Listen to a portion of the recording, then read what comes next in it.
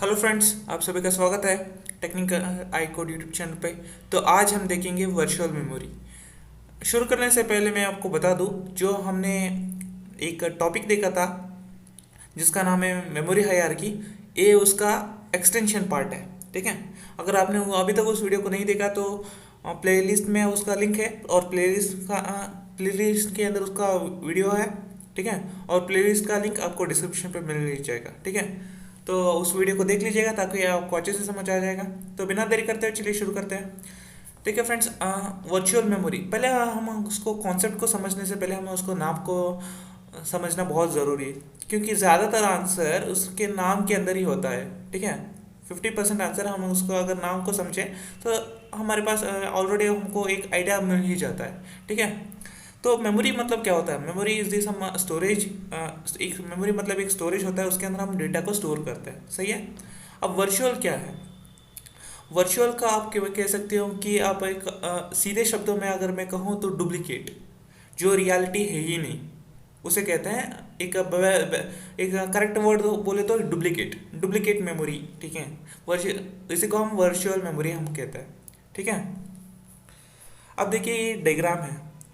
Disk storage यानी कि external storage. ठीक है, जैसे कि हार्ड डिस्क हो गया और ये वगैरह। ठीक है, और ये मेन मेमोरी का मतलब क्या है? बेसिकली मेन मेमोरी का मतलब होता है इंटरनल मेमोरी, जो कि रैम हो गया, ये सब कुछ।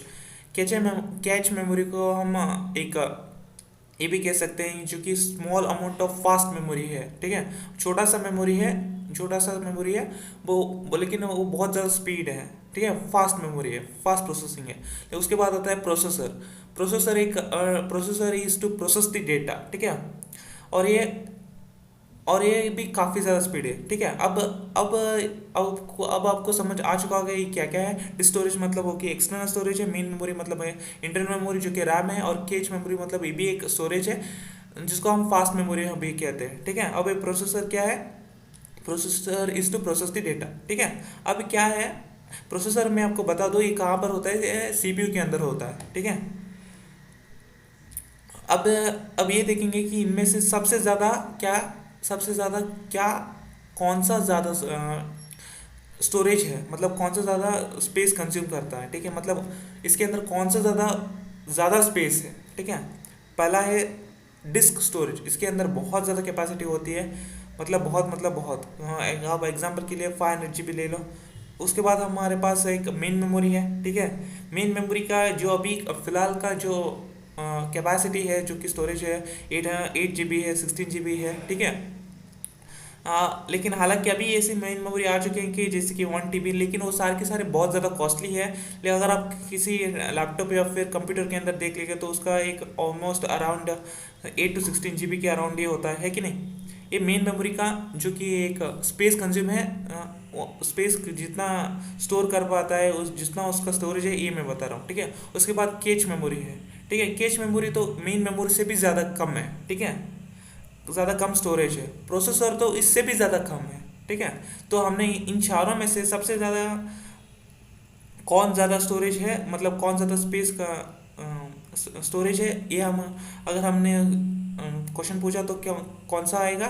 डिस्क स्टोरेज सबसे ज़्यादा स्टोरेज है उसके पास। उसके बाद दूसरे नंबर पर है मेन मेमोरी, तीसरे नंबर है कैच मेमोरी, और चौथा है प्रोसेसर। ठीक है, अब बारी आती है स्पीड की। ठीक है, स्पीड उल्टा इसका रिवर्स है। ठीक है, सबसे ज़्यादा स्पीड का इनमें इन चारों में से है प्रोसेसर का है। प्रोसेसर का स्पीड ट्रिमेंडियस है। ठीक है, बहुत ज़्यादा स्पीड है। उसके बाद सेकंड स्पीड है कैच मेमोरी, थर्ड स्पीड है मेन मेमोरी, चौथा स्पीड है डिस्क स्टोरेज। आई बात समझ में?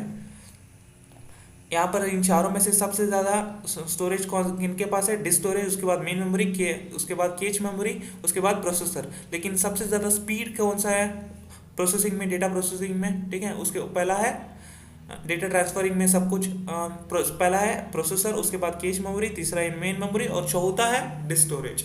ठीक है, अब ये देखते हैं कि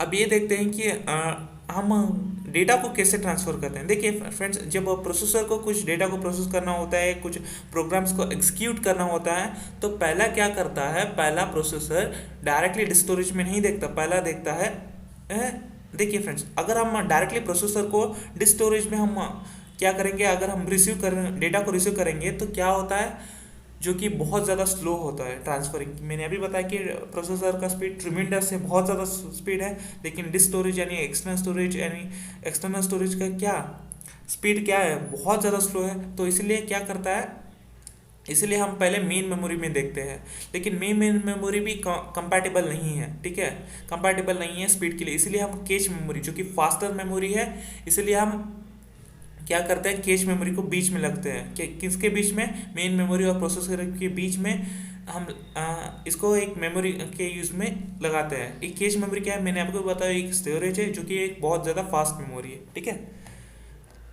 तो हम प्रोसेसर और मेन मेमोरी के बीच में कैश मेमोरी लगाते हैं ताकि हम इन दोनों की स्पीड को मैच कर सकें, ठीक है।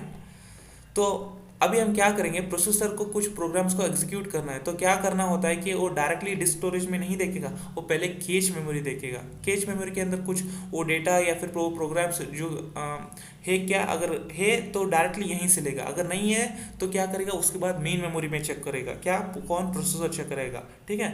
अगर मेन मेमोरी में तो डेटा है तो उस वहाँ से लेके प्रोसेसर एग्जीक्यूट करेगा, ठीक है। तो अगर मेन मेमोरी में क्या वो डेटा नहीं है तो उसके बाद हार्ड डिस्क में लेके जाएगा, हार्ड डिस्क में चेक करेगा। तो उसके बाद हार्ड डिस्क से लेके मेन मेमोरी से लेके कैच, और कैच से लेके प्रोसेसर, इस तरह से वो क्या एग्जीक्यूट करेगा, ठीक है। जब वही अब जो उसने एग्जीक्यूट किया है, अब वही दोबारा को एग्जीक्यूट करना है, तो फिर से वो डिस्क स्टोरेज में नहीं जाएगा, एक्सटर्नल स्टोरेज में नहीं जाएगा, कैच मेमोरी में ही जाएगा, क्योंकि जो यहाँ पर से लेके यहाँ तक, यहाँ से लेके यहाँ तक आया है, वहाँ पर एक कॉपीड हुआ होता है, तो इसलिए वो डायरेक्टली है कैच मेमोरी में ही जाएगा और वहाँ से मिल जाएगा, और जो कि क्या प्रोसेसर एग्जीक्यूट कर जाएगा। देखिए वहाँ पर कम फास्ट है और एक कैच मेमोरी भी बहुत ज़्यादा फास्टर है और कम डिस्टेंस है, इसलिए क्या करेगा, प्रोसेसर बहुत जल्दी तेज़ी से उसे एग्जीक्यूट करेगा। डेटा ट्रांसफरिंग यहाँ पर बहुत ज़्यादा फास्ट है, लेकिन डिस्क स्टोरेज यहाँ पर कम स्पीड है, इसलिए यहाँ से लेके यहाँ तक वो नहीं करेगा। मेन मेमोरी भी इससे लेके डिस्क स्टोरेज से लेके काफ़ी हद तक स्पीड है, लेकिन ये भी थोड़ा कंपैटिबल नहीं है, ठीक है, लेकिन सेम नहीं है, ठीक है, फोर्स के मतलब एक हद तक स्पीड नहीं है, ठीक है। इसलिए हम कैश मेमोरी को यूज़ करते हैं ताकि जो दोनों की स्पीड है, जो दोनों की जो डेटा ट्रांसफरिंग है, वो एक तरह सा फास्ट हो, ठीक है, इसलिए हम कैच मेमोरी को यूज़ करते हैं। आई बात समझ में। डिस्क स्टोरेज इनमें से सबसे ज़्यादा स्टोरेज है, उसके बाद मेन मेमोरी, उसके बाद कैच, उसके बाद प्रोसेसर। लेकिन प्रोसेसर क्या है, बहुत ज़्यादा स्पीड है डेटा को ट्रांसफ़र करने में, उसके बाद कैच मेमोरी, उसके बाद मेन मेमोरी, उसके बाद डिस्क स्टोरेज। अब के प्रोसेसर को क्या कुछ प्रोग्राम्स को एग्जीक्यूट करना है, तो क्या करेगा, तो पहले वो कैश मेमोरी में देखेगा, अगर कैश मेमोरी में नहीं है तो मेन मेमोरी में देखेगा, अगर मेन मेमोरी में नहीं है तो डिस्क स्टोरेज में देखेगा, अगर कैश मेमोरी में हुआ तो वहीं से लेगा। तो यहाँ पर डेटा ट्रांसफरिंग बहुत ज़्यादा स्पीड है, इसलिए कैश मेमोरी में पहले ढूंढेगा, ठीक है। अगर कैश मेमोरी नहीं है तो मेन मेमोरी में ढूंढेगा, अगर मिला तो यहाँ से लेके कैश मेमोरी, और कैश मेमोरी से लेके प्रोसेसर। यहाँ पर देख सकते हो मैंने डेटा का क्या एक डबल एरो साइड लगाया, बाई डायरेक्शन वाला, ठीक है। तो उसके बाद मेन मेमोरी आता है, अगर मेन मेमोरी में तो डेटा हुआ तो उसके to main memory to cache memory, और cache to memory to processor. उसके बाद आता है डिस्क स्टोरेज, अगर मेन मेमोरी में भी डेटा नहीं है तो उसके बाद क्या करेगा, प्रोसेसर डिस्क स्टोरेज में यानी एक्सटर्नल स्टोरेज में देखेगा, और वहाँ से लेके मेन मेमोरी से कैश मेमोरी, और कैश मेमोरी से प्रोसेसर। इस तरह से डेटा ट्रांसफरिंग होता है। अब वर्चुअल मेमोरी का क्या मतलब है, देखिए फ्रेंड्स, जैसा कि मैंने बताया कि वर्चुअल एक डुप्लीकेट मेमोरी है, ठीक है। अगर हमारे पास देखिए हमारे रैम में अगर 10 ऐप्स का हम क्या करेंगे, इंस्टॉल करने की स्पेस है। अगर मुझे कुछ और ऐप्स को इंस्टॉल करना है, कुछ और ऐप्स को खोल के देखना है, तो क्या करेगा, रैम फुल हो जाएगा तो प्रॉब्लम हो जाएगी ना। इसीलिए हम क्या करेंगे, मेन मेमोरी के अंदर थोड़ा सा डिस्क स्टोरेज का जो भी है, डिस्क स्टोरेज के अंदर जो कुछ अमाउंट ऑफ पोर्शन है, उस डेटा को हम मेन मेमोरी में लाद देंगे, ठीक है, समझ लीजिएगा। 500 GB का ये स्टोरेज है, डिस्क स्टोरेज, उसके अंदर हम 4 GB को हम क्या करेंगे, मेन मेमोरी के अंदर ला देंगे, ठीक है। उसके डिस्क स्टोरेज जो भी है उसके अंदर जो कि 4 GB ऑफ स्टोरेज हम मेन मेमोरी के अंदर मेन मेमोरी के लिए हम यूज़ करेंगे, ठीक है, उसे हम कहेंगे मेन मेमोरी। लेकिन वो एक्चुअली ही डिस्क स्टोरेज होता है, वो एक्चुअली ही क्या एक्सटर्नल स्टोरेज ही होता है, लेकिन एज अ कंसिडर हम मेन मेमोरी ही हम करेंगे ताकि हम ज़्यादा ऐप इंस्टॉल कर सके, ज़्यादा हम खोल के देख सके, ठीक है। और ये कैसे किया जाता है? With the help of DMA transfer. अब डीएमए का फुल फॉर्म क्या आता है? Direct memory access, direct memory access transfer.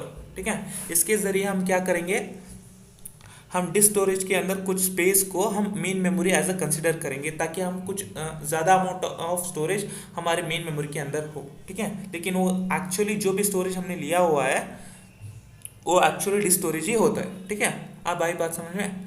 अब इसके लिए हम एक और तरीका है, उसका उसका नाम है एम एम यू का फुल फॉर्म होता है मेमोरी मैनेजमेंट यूनिट। लेकिन ये एक हार्डवेयर यूनिट है, आपको ध्यान में रखना है कि मेमोरी मैनेजमेंट यूनिट एक हार्डवेयर यूनिट है। ठीक है, अभी क्या करने का है, अभी प्रोसेसर को जो यहाँ पर स्टोरेज है, जो इसके अंदर डेटा है, जो कि हमने उसे एक्सटर्नल स्टोरेज से हमने लिया था, उसको एक्सेस करना है। तो हम क्या करेंगे, मेमोरी मैनेजमेंट यूनिट को हम जो कि हार्डवेयर यूनिट है उसको हम इस्तेमाल करेंगे। कैसे इस्तेमाल करेंगे?